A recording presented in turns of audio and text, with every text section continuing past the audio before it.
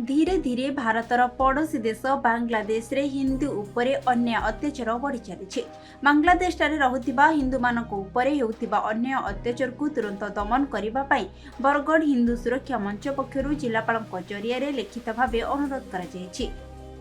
आपण देखुथिबे सारा पृथ्वी जेन प्रकार भावे हिंदू मान प्रति जन अन्याय अत्याचार जन बढ़ी चलছে और खास करी आम देश भारत रो पड़ोसी राष्ट्र पड़ोसी देश बांग्लादेश रे जेन प्रकार अन्याय अत्याचार जन बढ़ी चलছে राति अधुआरे हिंदू मान को हत्या करुचन लुंठन करुचन माँ भौणी मान को विभिन्न प्रकार असदाचरण जेन करुचन सेना जेन मुसलमान सरकार जेन अच्छे जब द्वारा बोली आज सारा भारत वर्ष में तार गोटे विद्रोह भाव तमने सृष्टि होइछे।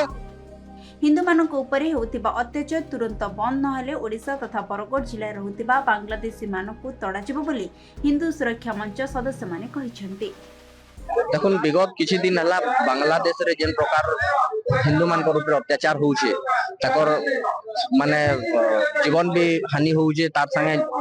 माने झियो भौणी मां मान ऊपर दुष्कर्म भी करूछन घर लुटी करी नै जाउछन सेति लागि हमर हिंदू एकता केंदी करी बजाय रहबा सेति लागि गोटे चिंता प्रयास करै छै और तार संगे हमें आज मुख्यतः जिलापाल को कार्यालय के आत्वार माने होउछे। बरगढ़ हरिश्चंद्र भोईंक रिपोर्ट खबर ओडिशा।